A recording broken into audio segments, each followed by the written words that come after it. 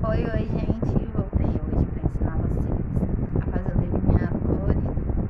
Espero que vocês gostem. Se inscreva aqui no canal e ligue as notificações para receber muito mais vídeos. Então vamos lá, vamos começar. Já comecei com a pele preparada, agora eu vou começar selando a pele com o pó da cor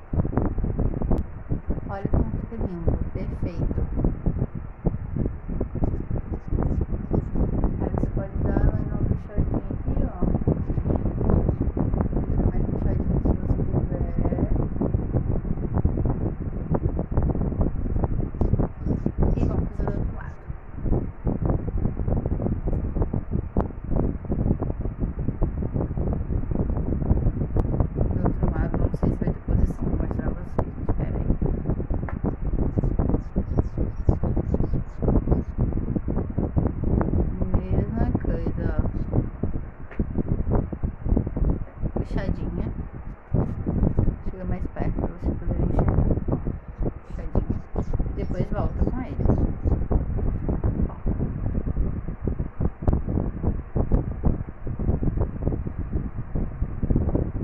Aí você vai voltando e vai ajeitando. Deixa eu olhar ele aqui.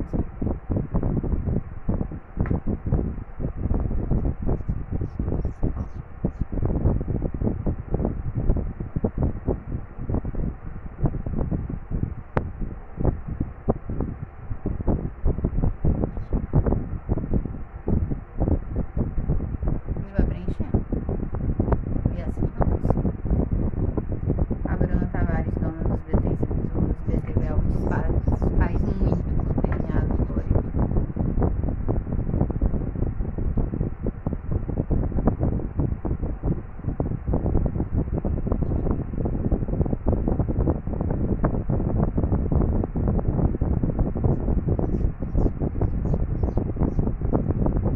Aí vocês vêm preenchendo por dentro.